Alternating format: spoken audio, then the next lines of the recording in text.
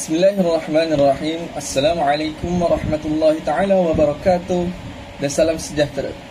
Nama saya ialah Muhammad Arshad bin Muhammad Faisal dan nombor metrik saya ialah 081517.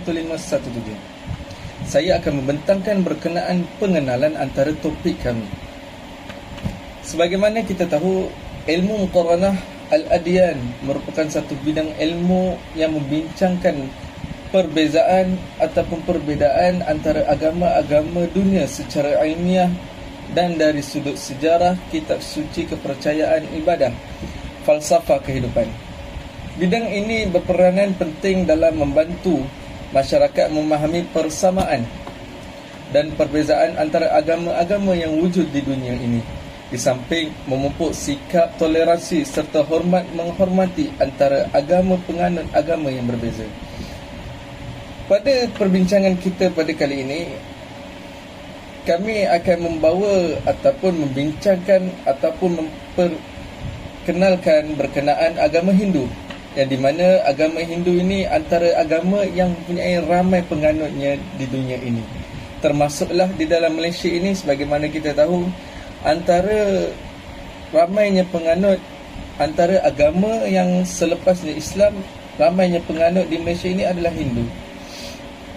Agama Hindu ini merupakan antara agama yang tertua di dunia, yang berasaskan dengan kitab suci Veda serta mengandungi pelbagai ajaran berkaitan ketuhanan, ritual keagamaan, sistem sosial dan falsafah kehidupan.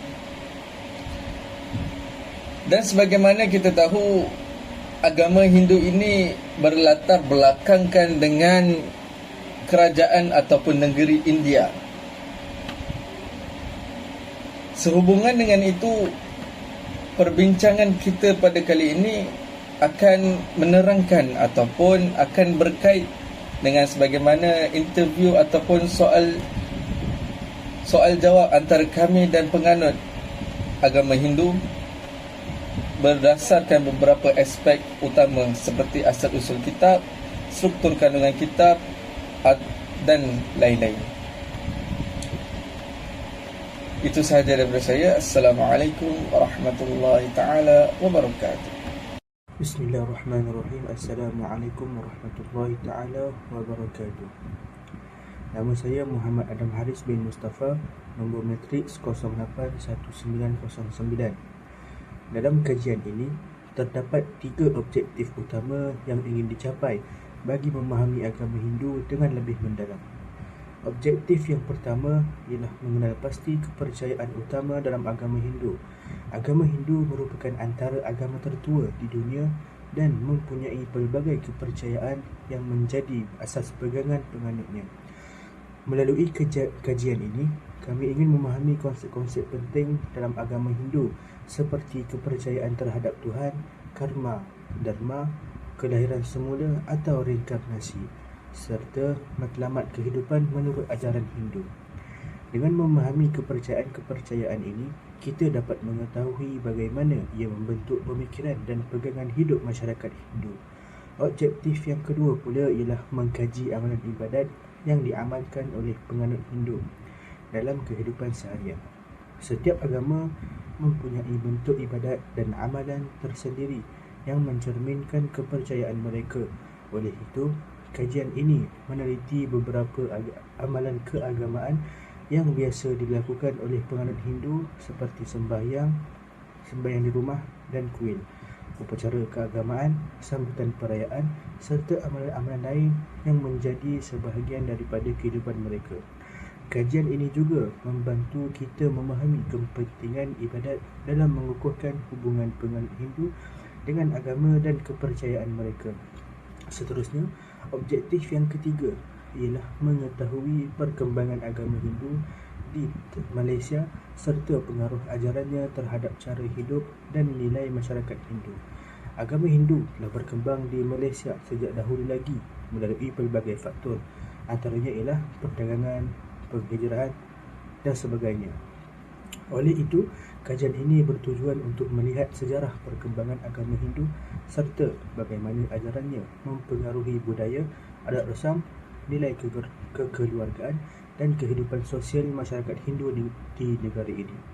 Sebagai kesimpulannya, ketiga-tiga objektif ini dapat membantu kita memperoleh pemahaman yang lebih jelas tentang agama Hindu, amalan yang diamalkan oleh penganutnya, serta peranan agama tersebut dalam membentuk kehidupan dan nilai masyarakat Hindu. Sekian, terima kasih. Assalamualaikum warahmatullahi taala wabarakatuh. Nama saya Amr Bukhari bin Muhammad Rosli, nombor metrik 083170. Jadi, bagi mendapatkan maklumat yang lebih tepat tentang agama Hindu di Malaysia ini, kami telah menjalankan sesi temu bual bersama 3 orang responden yang beragama Hindu dan mempunyai latar belakang yang berbeza. Jadi, kita pergi kepada responden yang pertama, iaitu responden pertama adalah Encik Ramesh. Beliau merupakan pelajar tahun 4 di Fakulti Undang-Undang dan Antarabangsa.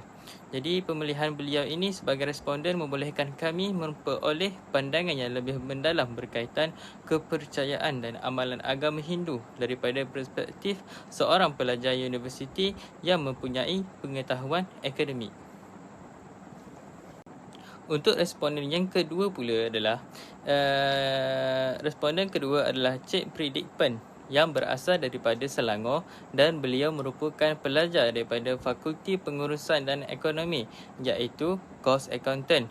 Melalui temu bual bersama beliau, kami dapat mengetahui pengalaman serta amalan agama Hindu yang diamalkan dalam kehidupan seharian sebagai seorang pelajar. Untuk responden yang ketiga pula ialah Cik Suaren, iaitu seorang pelajar daripada Fakulti Undang-Undang dan beragama Hindu. Beliau dipilih kerana dapat memberikan maklumat tambahan berkaitan kepercayaan, nilai serta perspektif masyarakat Hindu dalam konteks pendidikan dan kehidupan sosial. Secara keseluruhannya, ketiga-tiga responden ini dipilih kerana mereka beragama Hindu dan dapat memberikan maklumat yang relevan bagi membantu kami mencapai objektif kajian serta memahami dengan lebih jelas tentang kepercayaan dan amalan agama Hindu di Malaysia. Baik, Assalamualaikum warahmatullahi taala wabarakatuh. Saya Muhammad Faris bin Nur Azman, nombor metrik 084003. Seterusnya saya akan menerangkan tentang hubung kait antara teori kepercayaan dalam agama Hindu. Teori kepercayaan agama Hindu berkait rapat dengan pegangan bahawa terdapat satu kuasa tertinggi yang mengatur seluruh alam semesta, iaitu Brahman. Penganut Hindu percaya bahawa kehidupan manusia bukan hanya terhad di dunia ini, malah mempunyai kaitan dengan kehidupan selepas kematian. Selain itu, agama Hindu juga menekankan konsep karma, iaitu setiap perbuatan yang dilakukan oleh seseorang akan membawa kesan atau balasan yang tertentu. Oleh sebab itu, penganut agama Hindu digalakkan untuk sentiasa melakukan kebaikan dan menjauhi perbuatan yang buruk. Di samping itu, terdapat juga konsep samsara, iaitu kepercayaan terhadap kintaran kelahiran semula. Mereka percaya bahawa seseorang yang dilahirkan semula berdasarkan karma yang telah dilakukan dalam kehidupan sebelumnya. Matlamat utama penganut agama Hindu adalah untuk mencapai moksha, iaitu pembebasan daripada kintaran kelahiran semula dan penyatuan dengan Tuhan. Untuk mencapai matlamat tersebut, mereka berusaha melakukan amalan yang baik serta mematuhi ajaran agama. Kepercayaan ini mempengaruhi kehidupan seharian masyarakat Hindu melalui pelaksanaan ibadah, pematuhan kepada ajaran kitab suci Hindu seperti Veda dan penghormatan kepada pelbagai dewa yang dianggap sebagai manifestasi Brahman. Kesimpulannya, teori kepada kepercayaan agama Hindu ini berasaskan kepada 4 konsep utama. Yang pertama adalah Brahman, Karma, Samsara dan Moksha. Konsep-konsep ini menjadi asas kepada kepercayaan, amalan dan cara hidup agama Hindu dalam kehidupan seharian mereka. Itu sahaja daripada saya. Sekian. Wabillahi taufiq wal hidayah. Wassalamualaikum warahmatullahi wabarakatuh. Assalamualaikum warahmatullahi wabarakatuh. Salam sejahtera kepada semua pensyarah dan juga rakan-rakan sekalian. Nama saya Abdul Muiz Al-Hulai bin Zulkifli, nombor metrik 081601. InsyaAllah pada video kali ini saya akan membentangkan topik berkaitan dengan hubung kait ibadat dalam masyarakat Hindu. Baik, yang pertamanya, ibadat dalam agama Hindu ini bukan sekadar ritual peribadi, tetapi bertindak sebagai gam sosial yang hubungkan kekuatan spiritual dengan keharmonian masyarakat. Jadi seterusnya, hubung kait pertama ialah pembentukan disiplin kendiri. Ibadat harian seperti puja, iaitu semayang di rumah, melatihkan sifat sabar, jujur dan empati melalui kefahaman dharma, iaitu tanggungjawab moral. Nilai murni yang dipupuk dari rumah ini secara langsungnya membentukkan sasiah diri yang baik apabila berinteraksi dengan masyarakat sekeliling. Jadi selain itu juga, hubung kait yang kedua dapat dilihat melalui institusi kuil itu sendiri. Kuil berfungsi sebagai pusat komuniti yang dinamik. Apabila masyarakat berkumpul untuk membuat ibadah secara berjemaah, semua jurang, pangkat dan kekayaan dilebur, kerana apabila berhadapan dengan Tuhan mereka, maka semua sama di hadapan Tuhan mereka. Malah kuil menghubungkan ibadat dengan kebajikan melalui pengagihan makanan suci seperti prasadam kepada golongan yang memerlukan. Seterusnya, terdapat rantaian antara ibadat harian dengan perayaan. Perayaan besar seperti Deepavali dan juga Thaipusam bukan sekadar pesta kerajaan sukaria sahaja. Sebagai contoh, sebelum mereka ini membawa kavadi semasa Thaipusam, pengganutnya wajib menjalani ibadah puasa, iaitu vratam, dan meditasi yang ketat berminggu-minggu lebih awal di rumah. Ini membuktikan perayaan ini adalah kemuncak kepada disiplin spiritual mereka yang bermula dari rumah.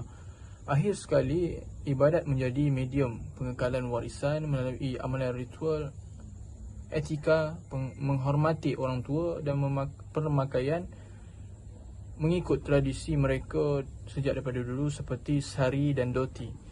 Semasa beribadat, jati diri generasi muda Hindu di Malaysia dapat terus dipelihara. Dan juga saya akhiri dengan kesimpulannya, ibadat dalam masyarakat Hindu tidak memisahkan aspek spiritual dan praktikal. Ibadat melatih individu menjadi warga yang berdisiplin, manakala komuniti menyediakan ruang untuk nilai ibadat itu dizahirkan dalam bentuk kasih sayang paduan. Sekian, insyaAllah itu saja daripada saya untuk pembincangan video kali ini. Terima kasih. Assalamualaikum warahmatullahi wabarakatuh. Nama saya Muhammad Adil Fahimi Muhammad Isa, nombor metrik 083501. Seterusnya ialah cadangan. Terdapat 3 cadangan yang boleh kita ambil. Yang pertama, masyarakat perlu memperbanyakkan pendedahan dan program dialog antara agama bagi meningkatkan kefahaman serta menggalakkan sikap saling menghormati. Yang kedua, institusi pendidikan dan badan berkaitan boleh menganjurkan aktiviti atau sesi perkongsian mengenai kepelbagaian agama dan budaya di Malaysia bagi memupuk semangat perpaduan. Akhir sekali, orang ramai hendaklah mendapatkan maklumat tentang agama daripada sumber yang sahih atau terus daripada penganut agama tersebut bagi mengelakkan salah faham. Secara keseluruhannya, temu bual ini telah memberikan gambaran yang lebih jelas tentang agama Hindu daripada perspektif seorang penganutnya sendiri. Walaupun penyampaian dibuat secara spontan, perkongsian tersebut berjaya memberikan kefahaman tentang kepercayaan, amalan serta nilai yang diamalkan dalam kehidupan seharian. Temu bual ini juga membuktikan bahawa sikap saling menghormati dan memahami kepelbagaian agama adalah penting dalam memupuk keharmonian dan perpaduan dalam masyarakat berbilang kaum di Malaysia.